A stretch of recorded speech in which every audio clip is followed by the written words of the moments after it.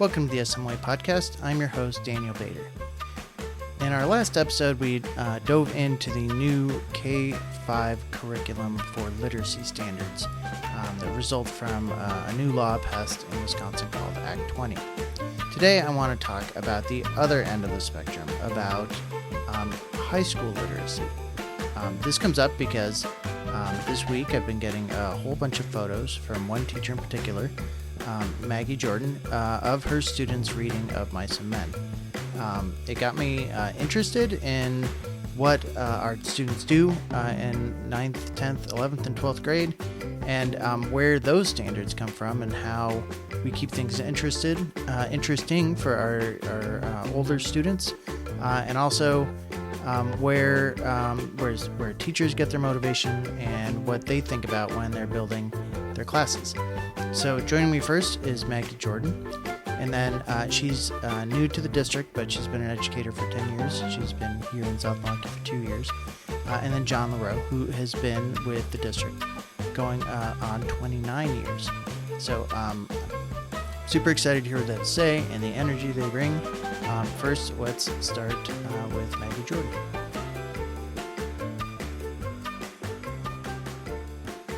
Welcome to the podcast, Maggie Jordan, an English teacher at South Milwaukee High School. Thanks for being here. I'm so excited. Thank you. We were thrown together this week because you shared some photos of your students, 10th grade students, reading of Mice and Men to each other, or out loud, I guess, a dramatic reading, yeah? Mm-hmm. Yes. And that got me thinking that we talked about elementary literacy last podcast, in the last episode. It got me wondering just kind of what modern, literacy looks like for high school students. That's a very valid question. So just speaking to Of Mice and Men first. Mm-hmm. So chapter 5, there's this infamous barn scene. And in the barn, one of the main characters kills another main character in a barn. And so for this unit, I decided to bring in hay. And we were going to read in the pod sitting on hay bales. And it was honestly magical how much hay brought the literature to life. I was wondering about the hay bales and all the pictures. I thought, the people in the pod are decorating for fall, or it was specifically for this. Yes, this is specifically for Of Mice and Men. And just the amount of chatter and questions that a simple hay bale could bring up also drew into this appeal or this excitement. And so yesterday for chapter 5, we did that in the pod, pretending we were in the barn. And luckily, for weather-wise, today we got a beautiful day, and the final scene of the book is down in the brush, and luckily South Milwaukee is covered with brushy areas, so we were able to go outside today and read that final scene. Go ahead. Well, I was gonna. So if we could back up 1 second. Yeah. So tell us about Of Mice and Men, if people haven't read it, and why 10th graders. It's appropriate for 10th graders. Totally. That's a very valid question. So actually, this is one of the very few novels that we read as an entire class. So Of Mice and Men is a novella. It's centered in the 1930s by John Steinbeck. And it's just the story of true friendship. And they're chasing this American dream, which unfortunately they never get to achieve. And so this story is really great to start off sophomore year because it draws on all of the skills that they learned from their 9th grade year. And we get to take a look at them together. And because it's so short, we're able to fly through it within the first month of school so we can really get into research and get our hands to where we need to be. And so it's nice to start off as a whole class novel, and we won't see another whole class novel until second semester. So the students will be choosing choice books. And then if we look at their 9th grade year was more short stories or short nonfiction articles. The only full class reading that we did was Romeo and Juliet, which was another great way to have students acting out and putting their own modern adaptation to the end, and also another, fateful ending. I think I got my prom date reading out loud reading Romeo and Juliet out. She was Benvolio. Okay. I Yeah. love that. Yeah. That's my. I remember doing that in 11th grade. So so that's more of a 10th grade thing. Yeah. Yeah, and so then, yeah, so with Romeo and Juliet, we did the biggest cheese competition to see who could give a cheesier pickup line for Romeo. And so I selfishly love classroom books because we can have these very authentic real life moments. And when students have a book that they choose, the hope is that they get super into it, but then we can't have these shared experiences of communal reading or communal inside jokes that you wouldn't get unless you were reading that specific novel. Yeah, that's kind of my question. It sounds like a pretty heavy chapter to do as a group read in a Totally. circle. How did they react to that? I mean, that's a very serious part of the book, right? Yeah, they are such serious scenes, but I think that life is super serious, and so it's like talking through these serious moments and like having the tools and the strategies in order to dive into the heavy, right? Because sometimes life gets super heavy, and if you don't have the tools to talk about these things, then they like fester inside. And so creating those spaces to dive into these themes, I find to be super helpful. Sure. And I guess I would say in popular culture, those kind of things are, those scenes are pretty predominant, right? You watch anything on Absolutely. TV is like that. But to read it in a group like that, it's very intimate. And I would think it'd be very engaging Yeah. for a student who, we always think of them as jaded, but they're not. They want to be engaged, right? Absolutely. And it brings literature to life. And I think other subjects, or especially English, the project is writing. And so to make literature 3D, or to like be acting with like our bodies and our like full selves, I think that helps engage students who might not necessarily like English. And so over the past few days, it's been really nice to see certain kids shine who normally are a little sleepy behind their desk or not really engaged, being like, I hate writing or I hate reading. This kind of brings that to life. And tell us generally, like for 10th graders, what are the goals of the year? What do we... Totally. So the English department is super, super great, and I'm just gonna come up here. We have all of our learning targets, and I don't know why I'm talking to the microphone as okay. if it's a live video. But so every year the English department sits down and we take a handful of skills that we want students to master at the end of each course. And so we look at what 9th graders are doing, and then we scaffold up to say, okay, this is what they should be doing by 10th grade, this is what they should be doing by 11th grade and 12th grade, and so on. And so we set aside these power standards to make sure that we're hitting them. And so as we're looking at our standards, it's like really the sense of building on what they started last year. And so looking at this first unit, why it's super great is we have a lot of those same skills of like finding textual evidence or being able to clearly state an argument. And now we're going to be taking it to the next level with research in terms of now you have to synthesize this and be creating your own idea. Interesting. So just for our listeners, could you Yeah. read maybe one or two of those? Totally. Like, So students will assess and utilize textual evidence to analyze character, theme, and other literary elements and make references. And so looking at this, our textual evidence or analyzing characters, taking these scenes and acting it out, like why would this character George have chosen to kill his best friend Lenny? Like, what were his choices, and was he justified in doing that? And so another one would be an example of students will evaluate validity and argument across multiple accounts in a variety of texts. So looking at that one, that will be our next unit. That will be research. And so now we have the one text of Mice and Men, and now in our next unit, we're going to be having them take these themes and say, where do we see this in 2024? And so it's very beautiful because now they're going to be analyzing their own lives or their lives in South Milwaukee and saying, what do these sources say about identity? What do these sources say about socioeconomic status? What do these themes say about myself? And so it's very exciting where we're headed.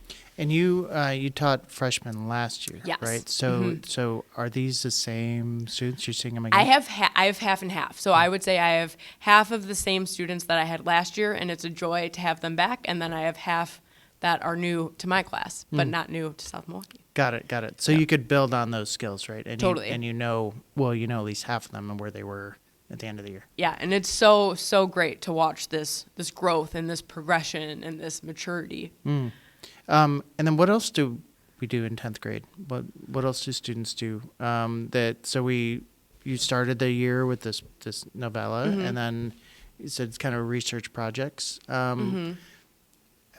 When they sum it up, what's it going to look like in June? Yeah, that's a very fair question. We talk more about like literary analysis and rhetoric and literary criticism. And so those are like the main three things that we're transferring up. Okay. Tell me about, so this is one part of their experience in South Milwaukee High School in the English department. What are the other experiences that they have? The English department, I could speak so highly of each of my colleagues, and it's just so great to be a part of the English department. So English 9 and English 10 are just the standard, if you want to call them survey courses, where you get a smattering of everything. And so that's English 9 and 10. And then their 11th and 12th grade year, they get a little bit more choice and a little bit more opportunity. Also, sorry to leave out Honors English 9, and now English 10 has moved to AP Seminar, which is super great. That was not an offering for English 10 last year. And so 11th and 12th grade year, we have AP Research, we have AP Literature. We have so many AP classes, I'm blanking on them. But in regards to the writing electives for English, we have 3 writing electives. We have composition, media studies, and journalism. And so these 3 choice English classes that you can take in as an 11th and 12th grader really focuses on writing skills. Katie Swanson has a really, really great composition class that focuses on writing for a various amount of mediums, but I think she does a really great job because students who hate writing will leave her class feeling more empowered and confident to write. And so that's just so great to see. And then media studies is, obviously I'm biased because that's the class that I teach, but media studies has us really looking at the media. And I just think that teens are so invested in their screens and what's happening. And so it's our job to teach them to identify this bias, or it's our job to teach them how to look at all of these messages and kind of parse through creating meaning of that and what knowing or unknowing messages are being sent.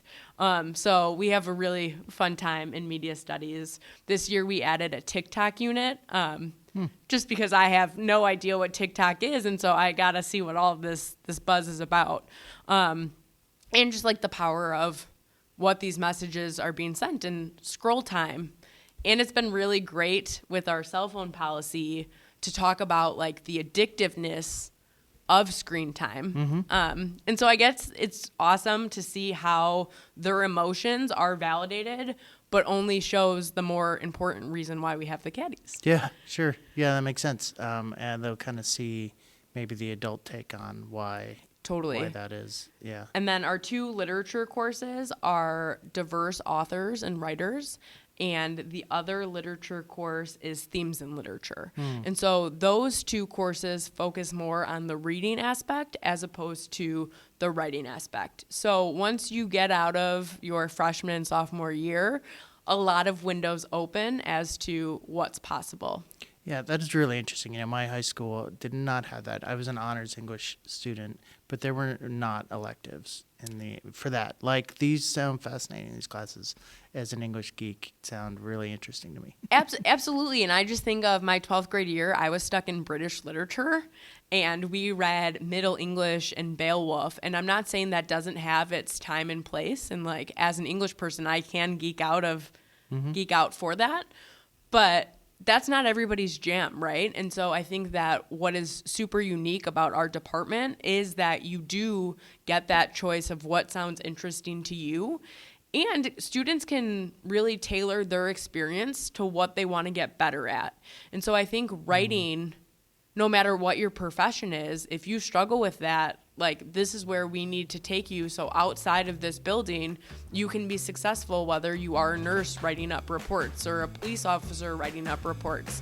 There are just so many reports to be written. And so Yeah. they need to know how to do those things. Sure, and and emails and being taken seriously, and in resume writing, or just like I said, any communication you may have, being able to write effectively is key. Right? Absolutely. Yeah, joining us on the podcast is John LaRoe, one of Maggie's colleagues. John, welcome to the podcast. Thank you very much. Thanks for having me. You're welcome. Tell me what you teach here. How long have you been in South Milwaukee? So I teach English here at the high school, and I am starting my 29th year here in the district. So I've been around the block for a while here. Yeah. And what grades or classes do you teach now? Right now I have a few sections of the sophomore English, so Miss Jordan and I work together with the sophomore curriculum. And then I'm teaching diverse voices in literature, which is a junior-senior combined elective. Okay. And so what I'd hope to have a conversation about is maybe you could expound on the conversation we had about curriculum standards. How do you guys as a department decide even where to start with your 9th graders and walk it out to 12th graders?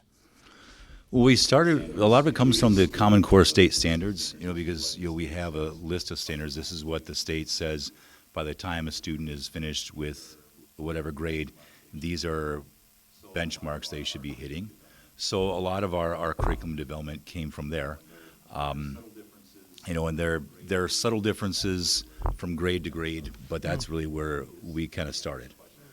Because, this question of, okay, well, what do we teach and how we teach it, those decisions need to be aligned with some standard somewhere. It can't just be, I think I'm just going to do this for no particular reason with no particular And so desired outcome. where do we want students to be in by the time they leave here? Like, what can we say through an English program that we want students to know? Yeah, and that's an interesting thing. I think when you think about it from that perspective, I think the best way to explain it is to kind of because we have a number of students who are going directly from South Milwaukee High School into four-year colleges. Are those students equipped to be successful in reading and writing at the college level, and not just get by, but they'll manage very well? Students who are maybe not going the four-year route, it's not like they don't need to have a basic set of literacy skills.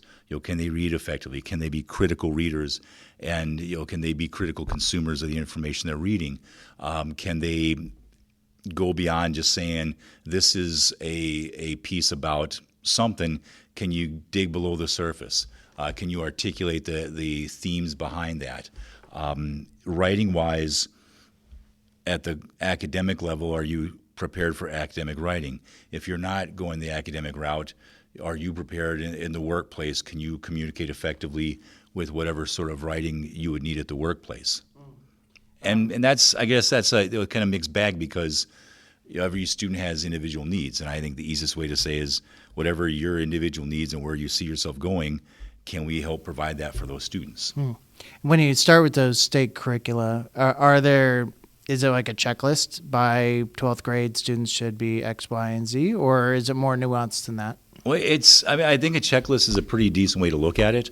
If you look at the Common Core state standards, which is, you can look at it online, you'll have a pretty massive list of literacy writing, communication standards that students should be able to accomplish. And then, so Ms. Jordan was saying that as a team, you guys look at those and each year, maybe it's each year, or how often do you look at them, and when are they due for a refresh? Well, it's kind of an ongoing process. I mean, we're fortunate in the English department that we have a group of people who've been really willing to work over the summer and really do some hardcore collaboration. Like, what do we want to do? What does ninth grade English need to look like? Where are the things that they seem good at? Where are the things that when we see students coming in from the eighth grade, what do they need a little bit of extra focus on? Because in a perfect world, every kid walks out of eighth grade in any school on the planet going, I can do all these things that eighth graders can do. But the reality is some kids are better at some things that there are deficiencies. So we have to, on one hand, here's what we want, but also let's look at where they are, because we might need to adjust some things based on what we're seeing trend-wise. Got it. And where's the creativity for you as an educator? 30 years in the field. When you take those, how do you keep interested in it, and how have you refined your craft? That's a good question. I think in terms of the interest, I am the kind of person, I'm always looking at new things that I can use that might be more engaging or thought-provoking for students, maybe things that are more time-bound. For example, in Diverse Voices, I've got a little bit more leeway with that because there isn't necessarily here's the canon of Diverse Voices books that kids have been reading since the 1940s. It's more of all right, what can we use that will give students a sort of overview of different perspectives from people and communities and walks of life that they themselves might not be very familiar with. For example, as I tell my students, like we're reading a piece written from the perspective of a young woman whose mother is Mexican, born in America, and whose father immigrated from Mexico. And I say, well, I don't know what that's like, okay, because I'm neither of the above. I'm just a guy born out in the country in South Carolina. So I don't really understand what it's like to be the child of immigrants, to be someone whose primary language wasn't English. But it's important for me to understand things like that. It's important for me to understand the sort of challenges and obstacles and life that people live outside of my own kind of narrow tunnel. Now, that's also nice because, as we well know here in South Milwaukee, we do have many students who are sons and daughters of immigrants, first-generation American students. So those students are able to read and understand and appreciate something like that a little differently, because even if the student over there and at their desk isn't a Mexican American, maybe they're Serbian, but they have an experience of, I know what it's like to come to the United States and have to assimilate to a new culture, to learn to learn the norms, to learn things that right now aren't really obvious to me, and that's a steep learning curve. But at the end of the day, it's a fun class to teach, and I find that really fascinating because it forces me, by nature of the topics, I'm always kind of hustling, looking for new things. Like, hey, this would be good, And there's not ever a moment in that class where I feel like I've got enough. We're good here. It's always, what else can I find? Now at the sophomore level, we do have certain things that we've kind of been sticking with, but there's also room for, can I pull in some things that relate to that? Maybe, okay, we're reading of Mice and Men right now. Can I pull in something that relates to the world today that might give students an extra layer of understanding about the struggles and the obstacles that migrant workers during the Depression faced that might be more relevant in the year 2024.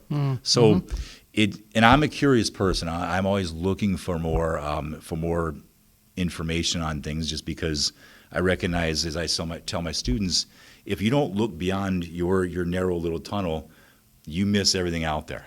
And I grew up in a narrow little tunnel, and there was a lot of stuff out there. And just by my life experiences, I didn't have a lot of exposure to a lot of things growing up in a small town in the country in South Carolina.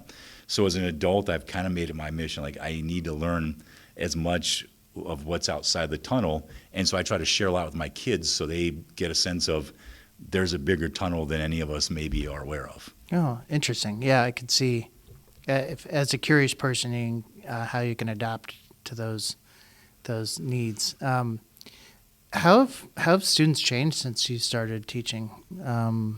You kind of hinted at that at some of the topics that you're discussing, but maybe they're not. Students have never really been interested in the classics until they really get a deep read into them. But what are the attitudes? What do they need with today that they didn't need before, or what do they need then that they don't need now?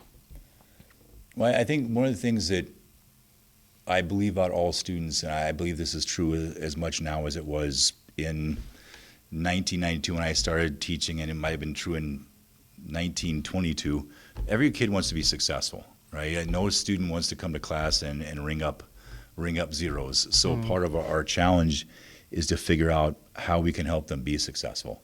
And trying to help kids succeed by forcing them to read archaic texts that they can't really connect to is hard. So to me, the big thing that is changing is when we were kids, like there really wasn't much of a question. Like, here are the things you read.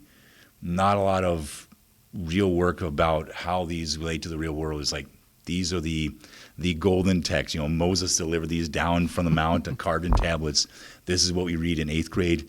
This is what we read in 9th grade. This is 10th grade. And there wasn't a lot of variety or anything. And I think the one thing that students maybe need now more than ever is they need the variety, because human attention spans are changing. And that's not me being the old man yelling at the clouds. That's just an honest assessment of the world around us. People don't have the attention spans that they had 30 or 50 years ago. We have a lot of distractions. So I think one of our challenges as educators is, how do we find things that are going to be able to capture their attention, but not just because I can entertain people all day long, but that's not the goal here. The goal is, I want to hold your attention, but also force you to think, force you to look beyond the surface and ask critical questions. And I'll use anything that I think will accomplish that goal. Yeah, sure. And Ms. Jordan and I were talking about her media studies class and just how there's a section on TikTok, and there are some really creative people that are using literary themes in these short form videos. I could totally see how they're adaptable to, a classroom or something that you could teach. How do you, it kind of gets down, you said every kid wants to be successful. How do you assess, you've had some big concepts, big ideas here that we've talked about. A lot of it's pinned on curiosity. How do you assess how a student's doing? How do they know how they're doing? Aside from, because obviously you have to write a paper or create some sort of summative project is one way, but a lot of it comes down to the sort of individual conversations that you have with kids. And one of the things I try to do a lot of, because we know in a class of 25 or 30 kids, there are going to be some students who will dominate conversations. They've always got the hand up. They always want to add stuff. And it's easy in that case to kind of sense what those students are getting out of the class because they're volunteering all of it.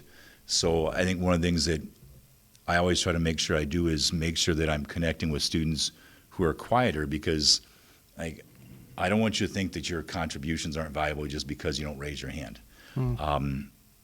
And that's where it's nice from a technology standpoint to even do simple things like allow students, like, put a comment in the stream, right? Because not every kid's going to want to raise a hand, because you're drawing attention to yourself, or there's a lot of social social pressures there. But you can put a comment in the stream, and then I can respond to that privately. Hey, that's a great idea.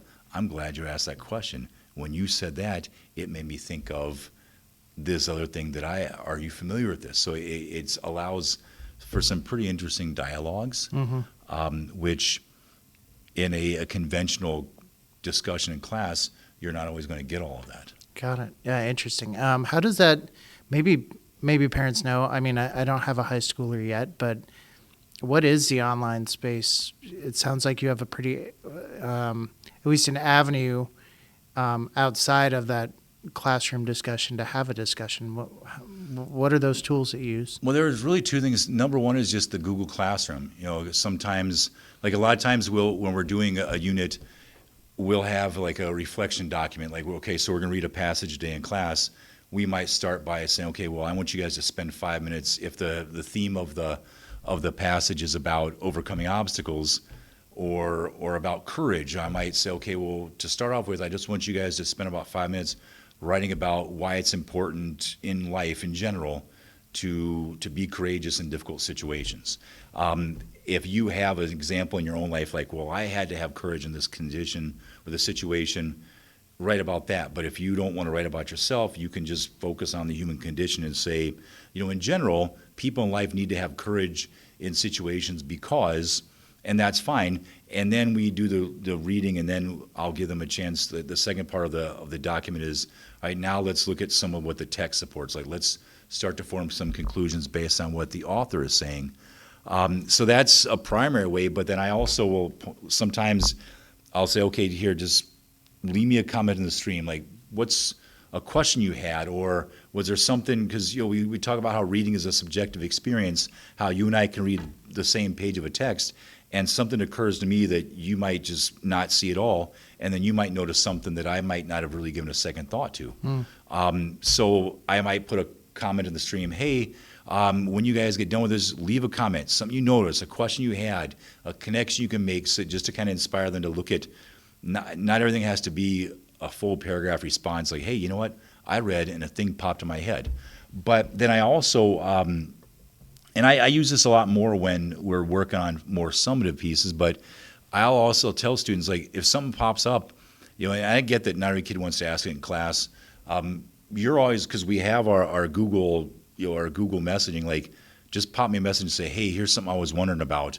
Here's a question I have. Here's where I'm stuck on the assignment. So I think we facilitate some of those questions because, I get it. Every student wants to get out of class because we only got about 4.5 minutes before you got to be in your next class.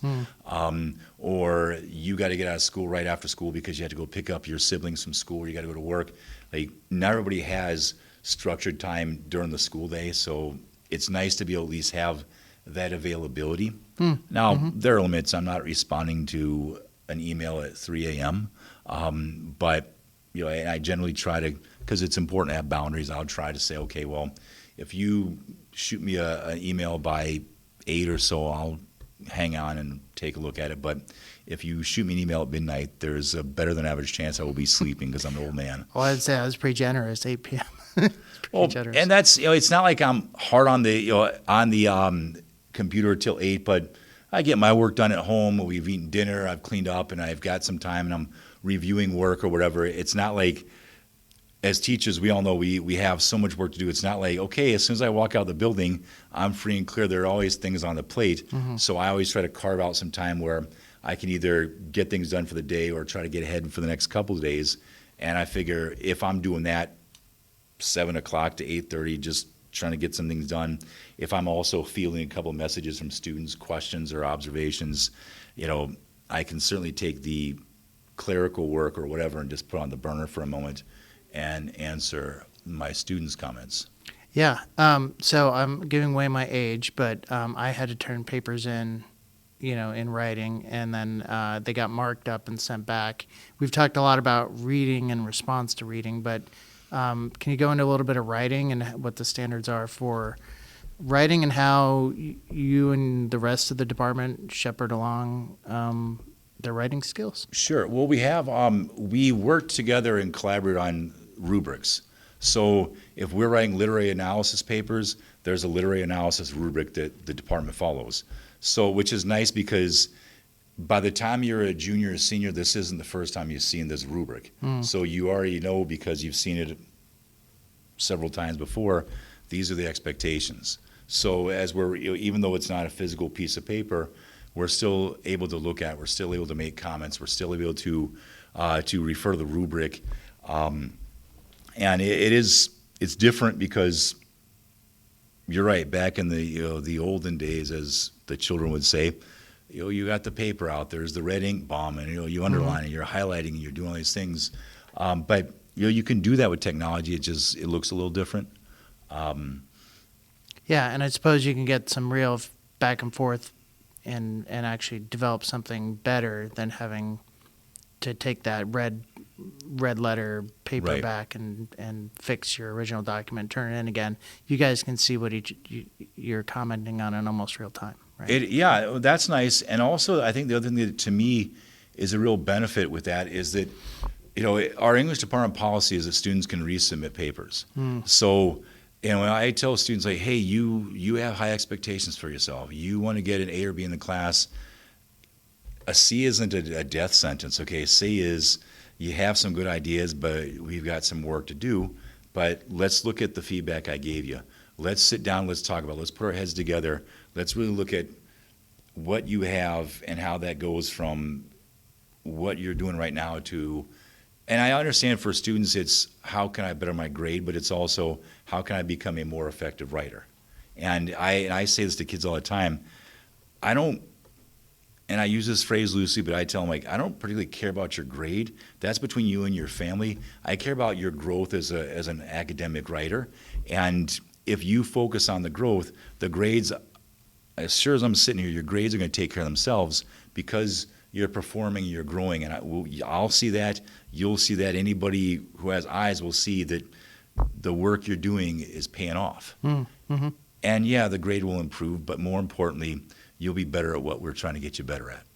So is there anything that I didn't ask you about when it comes to curriculum development or standards for our high school students or some of the classroom activities that you did want to share? I think the thing I probably just want to highlight is when I look at our department, we have a lot of offerings. When I first started here back in the old building, it was all freshmen take English 9, or English 1 as we called it. All sophomores take one semester of like the literary side of English 10 and then communication. So they had a speech and then a literature and writing. Juniors took English 3, your typical American lit, and then your seniors took World English 4, which was World Lit, and we had AP English, and then there was drama offering, but there wasn't a lot kids could really choose from, and so we made the decision as a department a couple of years ago, while looking at the standards, we changed it so all kids are basically in English 9 or English 10. But then at the junior senior level, in addition to the AP classes they can take, we have diverse voices in literature, we have themes in literature, we have composition, we have media studies, we have journalism, we have different sort of mini blocks, if you will, 18-week courses that aren't forcing every kid to go, okay, every junior has to read Huckleberry Finn, every junior has to read Henry David Thoreau. While I love those, they're not for the masses necessarily the most compelling pieces of reading. And I get that. As much as that pains me to admit as an English guy, I understand that not every kid loves Ralph Waldo Emerson. All right? I get it. So we did a lot of work to change what we were doing, but we didn't change anything about our adherence to the standards, like the state standards, all the things that we're trying to strive for as far as like targets, all that was in place, and we just sort of reimagined how we were going to get to that point. And, so it looks different than it looked 29 years ago when I started. I think my first year teaching juniors was my third year here in the building, so 1998. And at that time it was English 3, English 4, and that was just, here are the things we do. And so we're radically different now in terms of the content, but the concepts, the skills, that is where this all comes from, and we put a lot of work in at the department level to make sure that if you're in my diverse voices class, you're doing a certain number of big assessments, and these are things we're targeting. Ms. Krajacek, for example, teaches one of the themes in literature classes. We collaborate all the time, even though we're teaching different classes. They have the same types of assessments. That we're hitting the same targets. We're just hitting them from different literary perspectives. And so it's, you look at all that and you think, man, as a department, we've absolutely worked our tails off to make this work for our students. And, I'd be lying if I said that didn't feel good, because it does feel good to know that when we sit in the room together, when we're working on curriculum over the summer, wherever, we've got a lot of people who put a lot of thought, we sweat a lot to make this work for our students, and we firmly believe that's good for our kids. So, at the end of the day, I put my head on the pillow at night going, yeah, we're doing what we need to be doing for our kids. Okay, well, let's leave it there. John LaRoe, thank you so much for being on the SMI podcast. It's been my pleasure. Thanks.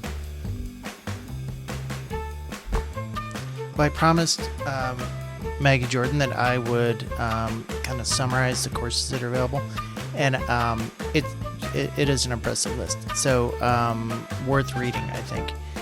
English 9 and 10. There's English 9, English 9 Honors, English 10, and then AP Seminar. And then for 11th and 12th graders, there's AP Language and Composition, AP Literature and Composition, AP Research, Composition, Diverse Voices in Literature, Journalism, Publication Writing, Media Studies, and Themes in Literature. If you are a student or a parent of one of these, of a high school student, definitely dive in and ask a guidance counselor about these courses, or talk to your student about what they might be interested in, far and beyond, what I experienced, and I think it'd be really exciting for my kids to experience. Thanks again to Maggie Jordan and John LaRoe for coming on the podcast. And thank you to the rest of their department. There are many that weren't on the podcast, but I appreciate all their work. This has been the SMA podcast. If there is a future episode you'd like to hear, please email info@sdsm.k12.wy.us. Thanks again, and we will see you next time.